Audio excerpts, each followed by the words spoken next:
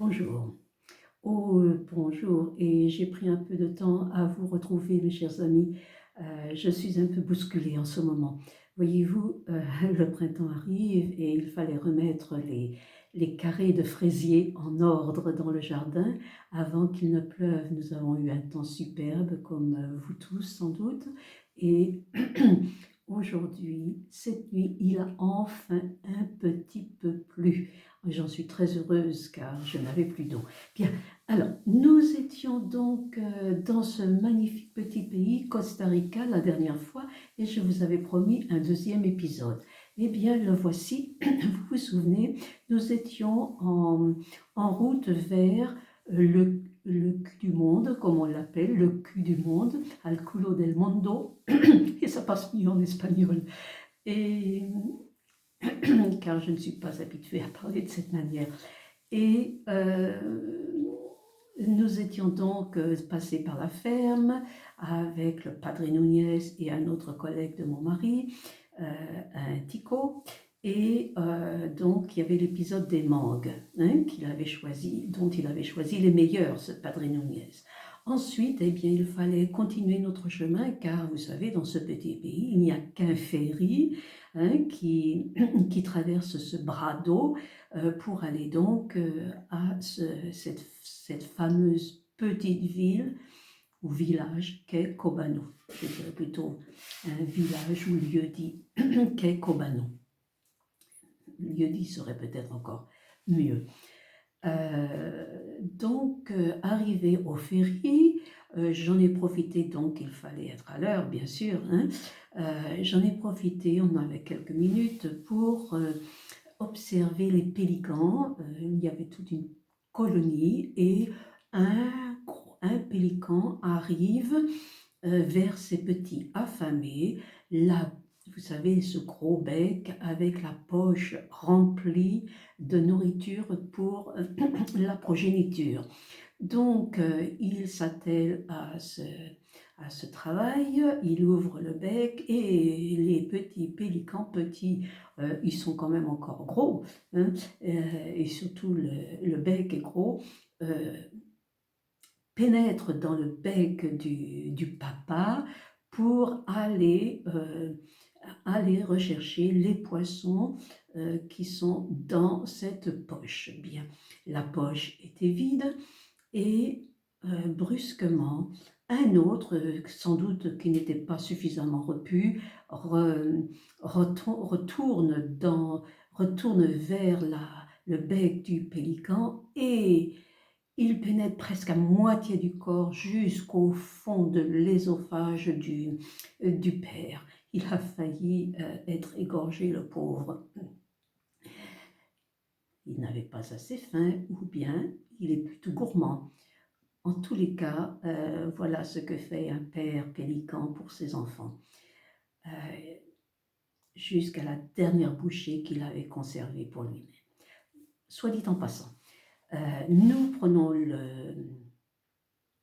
le ferry et finalement nous arrivons à Kobano et il était déjà midi.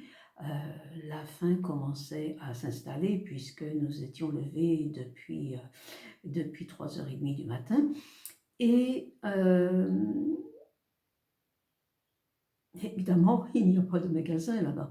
Il y a ce qu'on appelle des pulperias, c'est-à-dire des stands le long de la route entre guillemets bien sûr, ce ne sont pas des routes asphaltées comme chez nous.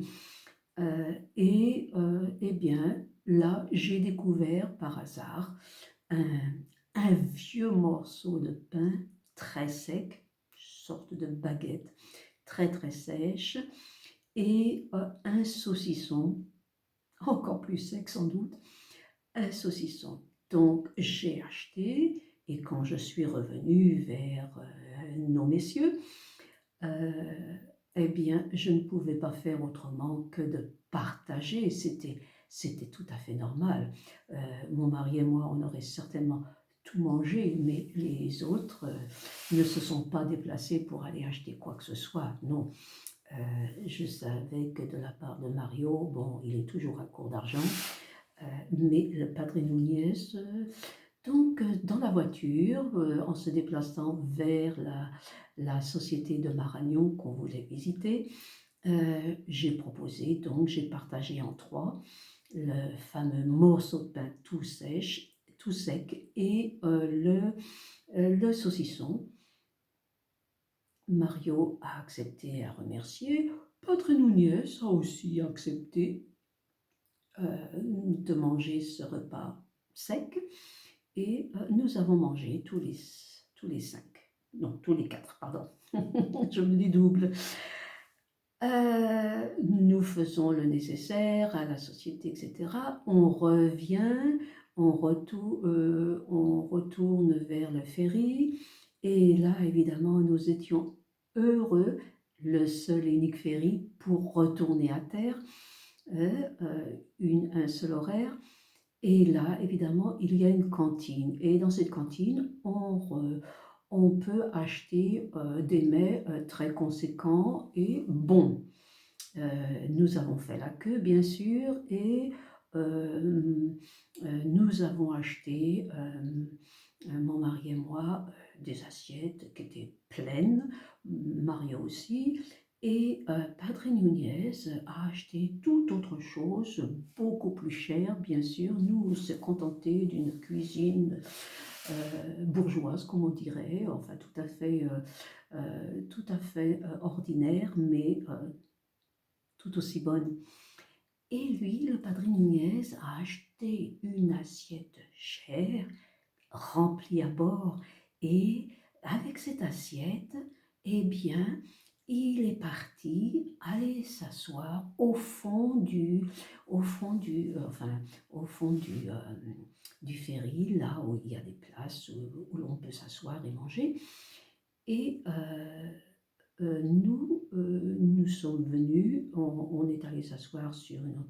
Alors, c'était d'abord nous sommes assis à un endroit où il y avait encore de la place pour Padre Núñez, et lui, Padre Núñez, il est allé s'installer 3 tables plus loin.